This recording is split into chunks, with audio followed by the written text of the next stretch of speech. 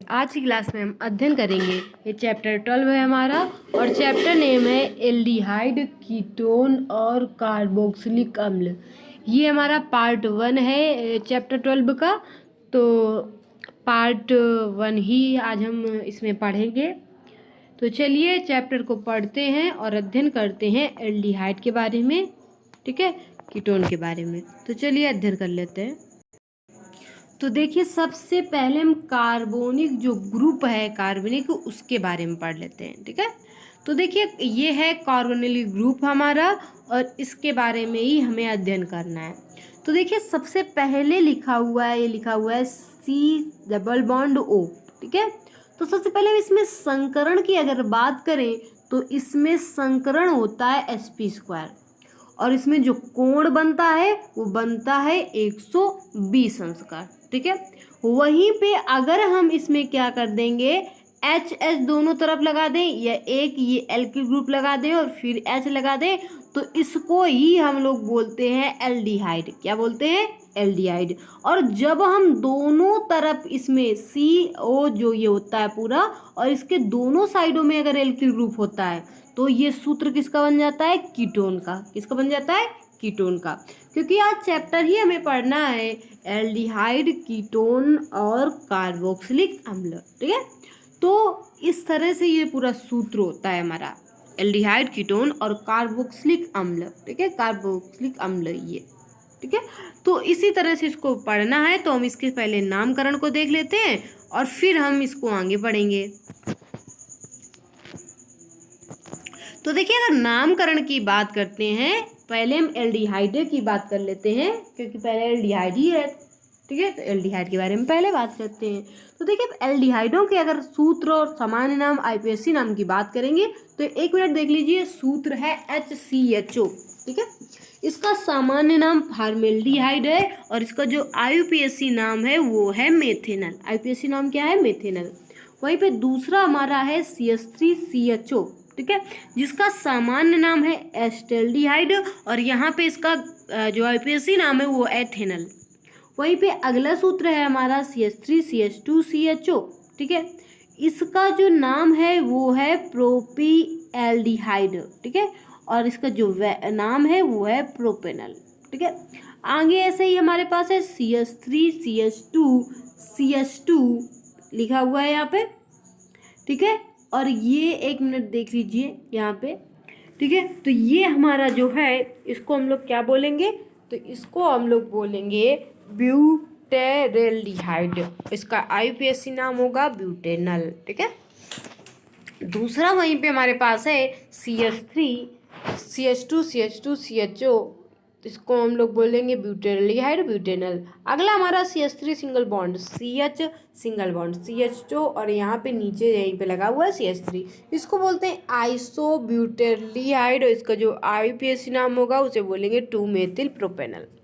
आगे बात करेंगे तो अगला नंबर हमारा CH3 CH2 CH2 CH2 और CHO, इसका जो नाम होगा वो होगा पेंटीरेल्डिहाइड और इसका जो IUPAC नाम होगा वो होगा पेंटेनल, ठीक है।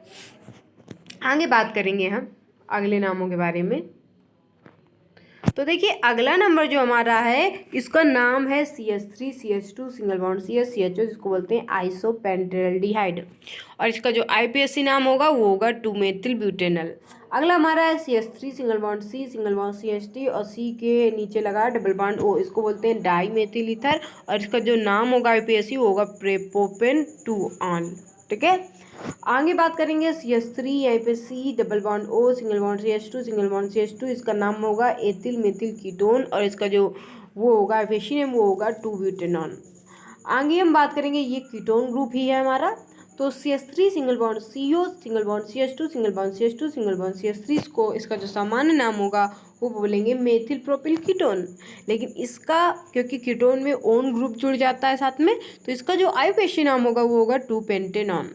यहीं पे अगला हमारा CH3 single bond CH2 single bond C, ये लिखा हुआ है ketone group minus single bond मतलब single bond CH2 single bond CH2, इसको बोलते हैं डाई एथिल कीटोन। इसका जो IUPAC नाम होगा इसको बोलेंगे 3-पेंटेनॉल, ठीक है। तो इस तरह से इनके IUPAC नेम के बारे में हमें अध्ययन कर लिया है। देखिए अगले दो सूत्र हम और देख लेते हैं। तो देखिए ये सूत्र लिखा हुआ है, बेंजीन लिखी हुई है, सिग में जो कीटोन ग्रुप है वो, और CH3 लगा हुआ है। इसका जो नाम होता है इसको बोलते हैं एसीटोफिनॉन, ठीक है। और इसका जो ऐसे नाम होता है इसको मेथिल फेनिल कीटोन भी बोलते हैं, दोनों चीज इसको बोलते हैं। आगे ये सूत्र आपको दिख रहा है, बेंजीन के ऊपर CHO जब लगा होता है तो इसको बोलते हैं बेंजल्डिहाइड। क्या बोलते हैं? बेंजल्डिहाइड। ये सूत्र याद करने हैं हमको, क्योंकि इन्हीं से जब हम रिएक्शन बनाएंगे तो उसमें इनकी जरूरत पड़ेगी, ठीक है। तो ये सूत्र आप लोगों को याद कर लेंगे। आगे हमको पढ़ना है एल्डिहाइड कीटोन बनाने की विधि, किस तरह से एल्डिहाइड और कीटोन बनाए जाते हैं, उनकी कई विधियां हैं। तो सारी विधियों को हम इतने विस्तार से अध्ययन करेंगे। पहली विधि है एल्कीन से ओजोनी अपघटन। सबसे पहले हम एल्कीन के द्वारा देखेंगे किस तरह से हम एक एल्कीन से एल्डिहाइड और कीटोन बनाते हैं, तो इसे ओजोनी अपघटन भी कहते हैं। तो देख लीजिए, सबसे पहले यहाँ लिखा हुआ है CH2 डबल बॉन्ड CH2 और फिर ओजोन से हमने इसकी अपक्रिया करवाई। तो ये देखिए ओजोन की जब अपक्रिया करवाई गई, 3 ओजोन है। तो देखिए एक ओजोन यहाँ पे लगा दिया गया बॉन्डों की सहायता से, एक यहाँ एक यहाँ, और दोनों इनके जो बॉन्ड है वो थोड़े हल्के हल्के से बॉन्डों में टूट के अलग अलग हो गए हैं। अब इन सब के साथ अपक्रिया करवाई गई है किसकी उपस्थित में? Zn और H2O के बारे में, ठीक है। बचा हमारा कितना है? तो सिंगल बॉन्ड H2O2 बचा हुआ है, और ये बना हमारा। तो बनता क्या हमारा? तो बनता है हमारा जब अपक्रिया करते हैं फॉर्मेल्डिहाइड। इस तरह से फॉर्मेल्डिहाइड जो होता है वो हमें प्राप्त हो जाता है, साथ में H2O2 भी बनता है, ठीक है। अब हम करवाते हैं, ये तो हमने एथीन से करवाई, अब हम एल्कीन से करवाएंगे। तो एल्कीन से जब हम करवाएंगे अपक्रिया इसकी, देखिए एल्कीन से जब हम करवाते हैं तो देखिए R single bond CH double bond CH2 plus O3 के साथ अपक्रिया करवाएंगे। तो इसमें भी सेम उसी तरह से अपक्रिया करवाएंगे, एक एक O सभी को बांट देंगे, और फिर इसकी अपक्रिया Zn और H2 के साथ करवाएंगे। तो हमें मिलेगा R single bond CH2 double bond O, और साथ में ये प्लस में H2O2 इधर लिखा रहता है, लेकिन वो शॉर्ट रिएक्शन करने की वजह से उसके नीचे रख दिया जाता है ऊपर, ठीक है। चलिए आगे हमारी रिएक्शन है एल्कीन, एक और एल्कीन किस देख लेते हैं। तो देखिए ये एल्कीन है, इससे हम करवाएंगे O3 के साथ अपक्रिया करवाएंगे, किसकी प्रेजेंट में? Zn और H2O के साथ, ठीक है। Zn की प्रेजेंट में H2O के साथ अपक्रिया करवाते हैं तो हमें प्राप्त होता है कीटोन प्राप्त होता है, और साथ में H2O2 प्राप्त होता है। तो इस तरह से एल्डिहाइड और कीटोन जो होती है वो एल्कीन से बनती है। आगे हम एल्काइनों से बात कर लेते हैं। तो एल्काइनों के द्वारा जल योजन के द्वारा ये बनती है, ठीक है।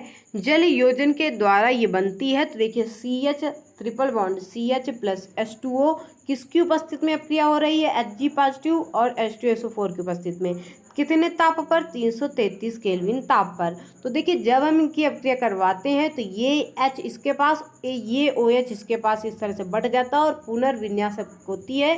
पुनर्विन्यास जब होता है तो इस तरह से ये अपक्रिया बन जाती है CH3 single bond CH double bond O, जिसे बोलते हैं एस्टल्डिहाइड, ठीक है। अब देखिए हम इसकी अपक्रिया जब हम इसके साथ करवाएंगे, इस तरह से करवाएंगे, तो देखिए जब इसकी अपक्रिया जब हम इस तरह से करवाएंगे तो यहाँ पे भी हम Hg2 लेंगे पॉजिटिव, H2SO4, और ताप वही रहेगा। इनके साथ अपक्रिया करवाएंगे तो इस तरह से इसमें भी बढ़ जाएगा R सिंगल बॉन्ड C के नीचे OH और CH2। यहाँ पे पुनर्विन्यास होता है, मतलब फिर से अपक्रिया करवाया जाएगा तो ये इस तरह से बटेगा R single bond C double bond O और CH2, जिसे बोलते हैं कीटोन। क्या बोलते हैं? कीटोन। तो इस तरह से हमें एल्डिहाइड और कीटोन जो होते हैं वो प्राप्त हो जाते हैं, किसके माध्यम से? एल्काइनों के जलयोजन के माध्यम, मतलब एल्काइनों के साथ जब हम जलयोजन करते हैं, जल के साथ अपक्रिया करवाते हैं, ठीक है। आगे चलते हैं, आगे देखते हैं। देखिए यहाँ पे लिखा हुआ है एक वर्ड थोड़ा सा छोटा सा, कि जो एथाइन होती हैं ये केवल एल्डिहाइड ही होते हैं, और जो शेष एल्काइन होती हैं, एल्काइनें होती हैं, वो कीटोन ग्रुप होती हैं।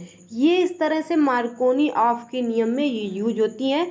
तो चलिए अगली टॉपिक की हम बात कर लेते हैं। तो अगला टॉपिक हमारे पास है एल्कोहल से किस तरह से हम निर्माण करते हैं एल्डिहाइड और कीटोन का।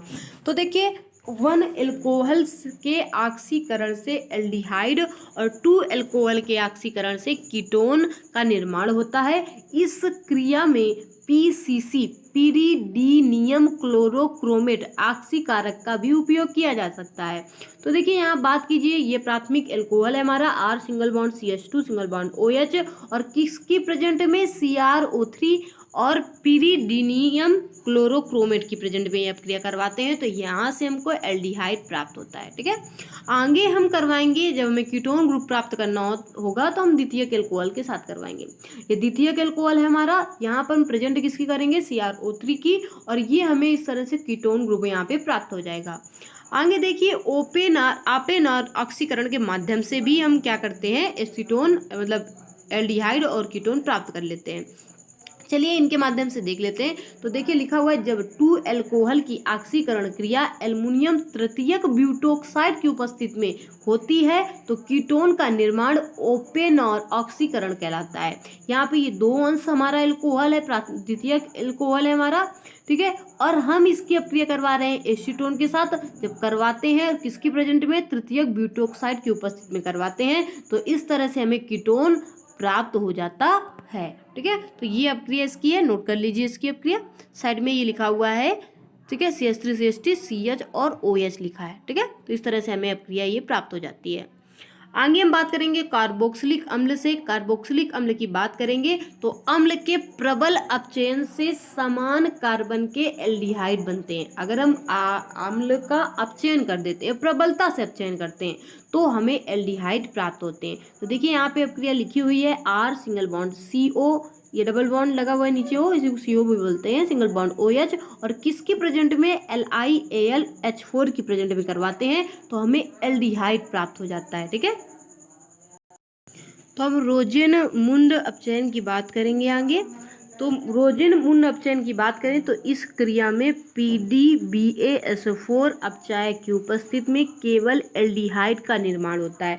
ये इंपॉर्टेंट अपक्रिया है, ये आपको लिखनी है। ठीक है, तो आगे एल्डिहाइड का निर्माण होगा तो ये हमारा है acyl chloride, R single bond C double bond Cl। ठीक है, इसकी अपक्रिया जब हम इसके साथ करवाते हैं और किसकी प्रेजेंट में करवाएंगे, तो PD और BaSO4 की प्रेजेंट में करवाएंगे, और ये यहाँ पे लिखी हुई है जाइलेन की प्याली, इसकी प्रेजेंट में भी करवाएंगे तो हमें प्राप्त होगा एल्डिहाइड ग्रुप, हमें प्राप्त हो जाता है। आगे हम बेंजाइल क्लोराइड की अपक्रिया अगर करवाएंगे तो बेंजाइल क्लोराइड जो होगा उसकी उपस्थिति में हम करवाएंगे BaSO4 की प्रेजेंट में अगर हम अपक्रिया करवाएंगे तो हमें बेंजल्डिहाइड प्राप्त होगा। क्या प्राप्त हो जाएगा, बेंजल्डिहाइड प्राप्त हो जाएगा। तो इस तरह से हमें बेंजल्डिहाइड भी यहाँ पे प्राप्त होता है। आगे हम बात करेंगे, मतलब एल्डिहाइड भी प्राप्त हो जाएगा और इस तरह से हमें एल्डिहाइड ग्रुप प्राप्त हो जाएगा। उसी में अगर हम नाम ले लेंगे तो बेंजल्डिहाइड। ठीक है, एल्डिहाइड ग्रुप हमें प्राप्त हो जाता है रोजेनमुंड अपचयन से। इसमें नोट थोड़ा सा लगा हुआ है, उसे भी पढ़ लेते हैं हम। इसमें लिखा हुआ है कि इस क्रिया में फॉर्मेल्डिहाइड व कीटोन का निर्माण नहीं होता है। एसिल क्लोराइड से डाई एल्किल कैडमियम की सहायता से कीटोन का निर्माण होता है, लेकिन इसे रोजेनमुंड अपचयन नहीं कहते। ठीक है, इसे हम अगर कीटोन का ग्रुप होगा, आ जाएगा, कीटोन बनेगा, लेकिन हम इसको फिर क्या नहीं कहेंगे, रोजेनमुंड अपचयन नहीं कहेंगे। ठीक है, तो ये देखिए एसिल क्लोराइड, ये डाई एल्किल कैडमियम, इसकी सहायता से हम इसका निर्माण करेंगे तो ये बना 2R single bond C double bond, और ये है कीटोन ग्रुप। ठीक है, तो कीटोन के 2 अणु यहाँ पे बने हैं, लेकिन हम इसे रोजेनमुंड अपचयन का नाम नहीं देंगे। ठीक है, तो यहाँ पे अगर हम जब ले लेंगे कुछ, मतलब इनके कंपाउंड ले लेंगे तो हमारा हो जाएगा 2CH3 single bond CO single bond Cl, और ये अपक्रिया करवाएंगे हम डाई एल्किल कैडमियम के साथ, तो ये अपक्रिया बनेगी क्या, बेंजिल बन जाएगी, मेथिल कीटोन प्राप्त हो जाएगा हमें। तो इस तरह से ये अपक्रिया होती है हमारी। आगे हम बात करते हैं क्वेश्चन की। तो क्वेश्चन हमारा लिखा हुआ है कि रोजेन, इसे संबंधित क्वेश्चन है, तो देख लीजिए क्वेश्चन को। इसमें पूछा गया है कि रोजेनमुंड अपक्रिया में PD और BaSO4 का क्या कार्य है। तो देखिए अगर इसके कार्य की बात करें तो इस क्रिया में पैरेडियम, मतलब इसे पैरेडियम बोलते हैं, PD हाइड्रोजनीकरण का कार्य करता है। किसका काम करता है, हाइड्रोजनीकरण का। जबकि जो BaSO4 होता है ये दमन कारक का कार्य करता है, समंदन कारक का काम करता है, जो एल्डिहाइड को एक एल्कोहल में परिवर्तित होने से रोकता है, मतलब प्राथमिक एल्कोहल में जो परिवर्तित होने से इसको रोकता है। ठीक है, तो ये काम करता है PD और BaSO4। चलिए आगे हम बात कर लेते हैं। देखिए आगे हम इसी भौतिक गुणों के भी बारे में बात कर लेते हैं, दोनों के, एल्डिहाइड और कीटोन के। तो भौतिक अगर गुण के बारे में बात करें तो कार्बोनिल बंध में ध्रुवता पाई जाती है। क्या पाई जाती है, ध्रुवता। अतः कार्बोनिल ये कार्बोनिल ही लिखा हुआ है, ला शायद उधर साइड में है, नहीं आया है। तो कार्बोनिल यौगिक अंतरा आणविक संगुणन प्रदर्शित करते हैं। क्या प्रदर्शित करते हैं? अंतरा आणविक संगुणन प्रदर्शित करते हैं। इसलिए इनके जो क्वथनांक होते हैं वो उच्च होते हैं, लेकिन इनके जो क्वथनांक होते हैं उच्च तो होते हैं लेकिन एल्कोहल से कम होते हैं। तो देखिए ये ध्रुवता प्रदर्शित कर रहे हैं, ये है हमारा आंशिक धनावेश, ये है आंशिक ऋणावेश। तो इस तरह से ये इनके द्वारा ध्रुवता प्रदर्शित कर ली जा रही है। ये है अंतराणविक संगुणन, ठीक है, तो दिखाया गया है छेड़बंद की सहायता से। आगे इसी संबंधित हमें क्वेश्चन भी पढ़ लेते हैं। तो देखिए इसी संबंधित हमने हमारा जो क्वेश्चन है उसकी बात करें तो एल्कोहल का क्वथनांक जो होता है एल्डिहाइड व कीटोन से अधिक होता है। क्यों? इस तरह से ये क्वेश्चन पूछे जाते हैं 1 नंबर में 2 नंबर में, तो उनकी बात करते हैं। तो देखिए एल्कोहल में जो हाइड्रोजन बंध होता है वो अंतरा आणविक संगुणन दोनों पाए जाते हैं। जो एल्कोहल में हाइड्रोजन बंध और अंतरा आणविक संगुणन दोनों पाए जाते हैं, लेकिन एल्डिहाइड व कीटोन में अंतरा आणविक संगुणन तो पाया जाता है लेकिन हाइड्रोजन बंध नहीं पाया जाता है। यही कारण है कि जो एल्कोहल का क्वथनांक होता है एल्डिहाइड व कीटोन से अधिक होता है, यही कारण है, ठीक है।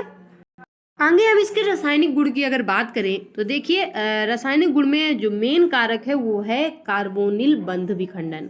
यहाँ पे कार्बोनिल बंध विखंडन होता है, मतलब कार्बन और जो उसका ग्रुप होता है वो उनके बीच में विखंडन पाया जाता है, ठीक है। तो इस तरह से इनके बीच में विखंडन होता है और विषमांश होता है। ये खष्टक युक्त होते हैं, इन्हें स्थायी कहते हैं। जो भी और इस तरह से मुक्त होता है आंशिक ऋणावेश में, और जो कार्बन मुक्त होता है वो आंशिक धनावेश में। तो इसे हम अष्टक युक्त अस्थाई कहते हैं और इसे अष्टक युक्त स्थायी बोलते हैं, ठीक है। यहाँ पे ये किसकी प्रेजेंट में होता है? नाभिक स्नेही की प्रेजेंट में ऐसा होता है। तो देखिए यहाँ पे जब नाभिक की प्रेजेंट में ये हो रहा है, ये देखिए यहाँ से ये इलेक्ट्रॉन स्नेही इस तरह से बना हुआ है, ये नाभिक स्नेही पहले हुआ, फिर यहाँ पे इलेक्ट्रॉन स्नेही को प्रदर्शित करता है, और ये फिर दोनों जो नाभिक स्नेही इलेक्ट्रॉन स्नेही दोनों का योग करके उत्पाद बन जाता है, जिसे योग उत्पाद कहते हैं, ठीक है।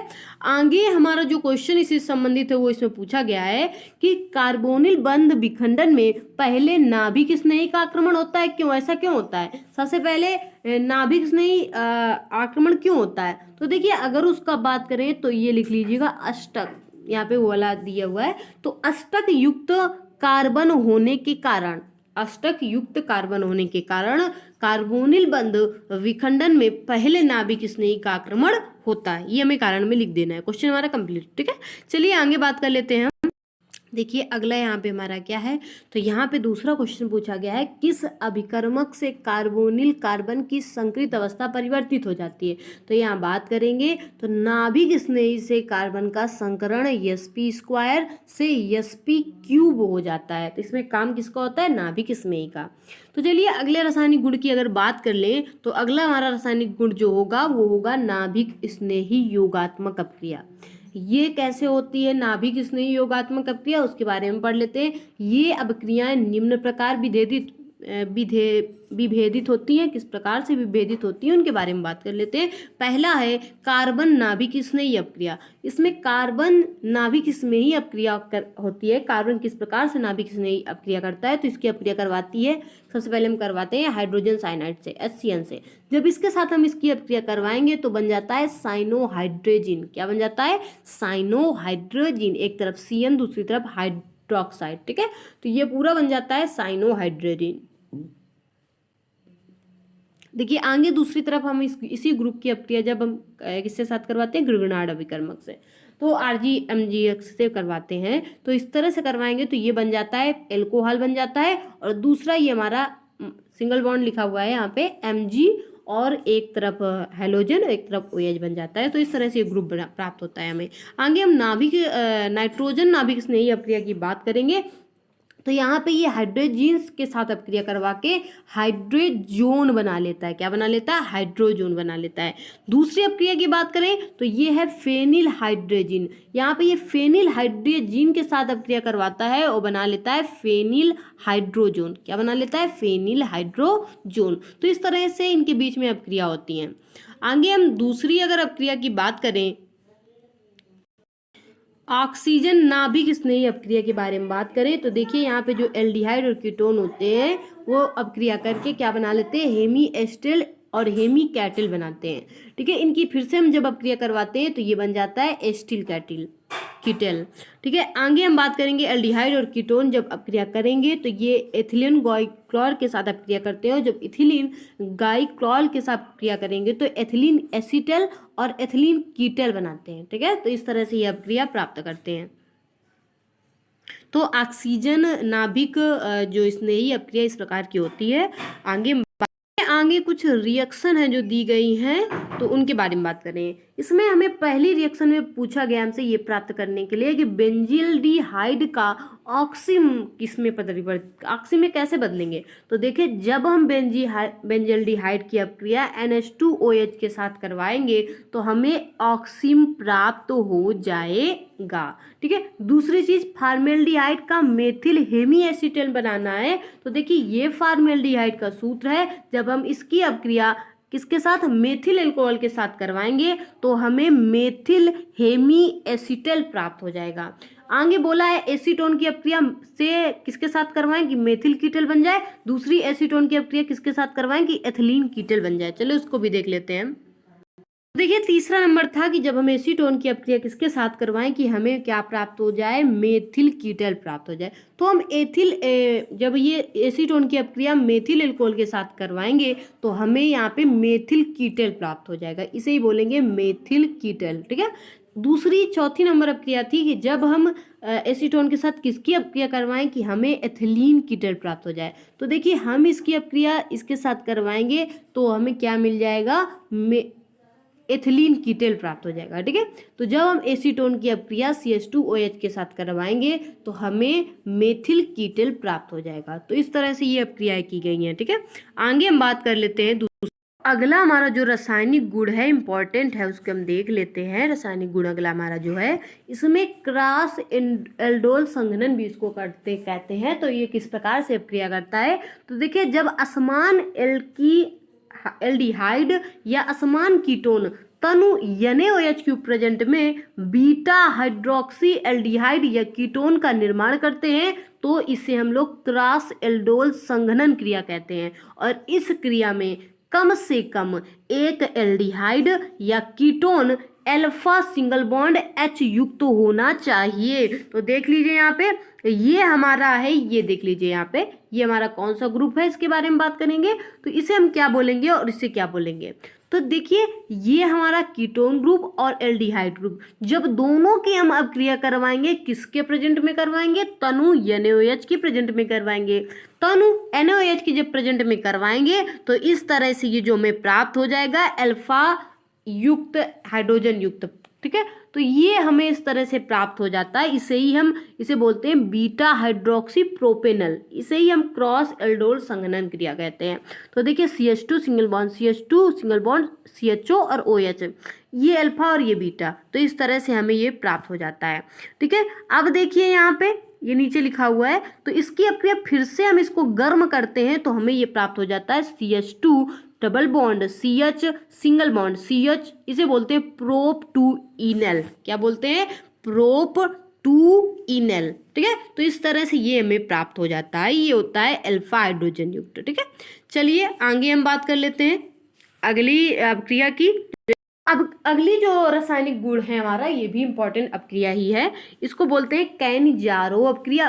ये आती है 2-2 नंबर में या 3-3 नंबर में, तो ये इंपॉर्टेंट अपक्रिया है। यहाँ पे बोला गया है, क्या बोला गया है जरा बात कर लीजिए, देख लीजिए। मतलब देखिए, यहाँ पे बोला गया है कि अल्फा, ठीक है, हाइड्रोजन रहित अल्फा हाइड्रोजन रहित एल्डिहाइड सांद्र NaOH की उपस्थिति में 1 मोल का ऑक्सीकरण व 1 मोल का अपचयन करके अम्ल व एल्कोहल देता है। तो देखिए, ये है एग्जाम्पल हमारा, ये है हमारा एल्डिहाइड और ये एल्डिहाइड, हमने 2 अणु एल्डिहाइड के ले लिए हैं। किसकी प्रेजेंट में अपक्रिया हम करवा रहे हैं, NaOH के। ये अल्फा हाइड्रोजन रहित है। अब देखिए, इसकी जब हम अपक्रिया करवाएंगे तो HCOO Na प्राप्त होगा और CH3OH मेथिल अल्कोहल और जल भी प्राप्त होता है। ये 3 चीजें हमें प्राप्त होती हैं। अब यहाँ पे जब हम है तो इस तरह से हमने पहले किसको, फॉर्मेल्डिहाइड की अपक्रिया करवाई।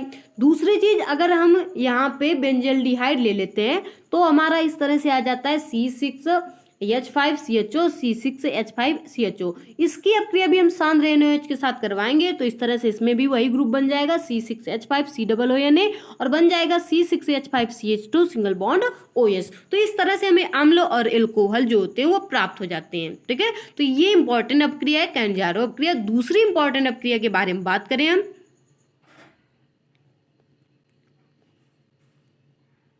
पहली अपक्रिया के बारे में बात करें तो ऑक्सीकरण के बारे में पढ़ लेते हैं हम कि ऑक्सीकरण में क्या होता है। तो एल्डिहाइड के ऑक्सीकरण से कार्बोक्सिलिक अम्ल प्राप्त हो जाता है।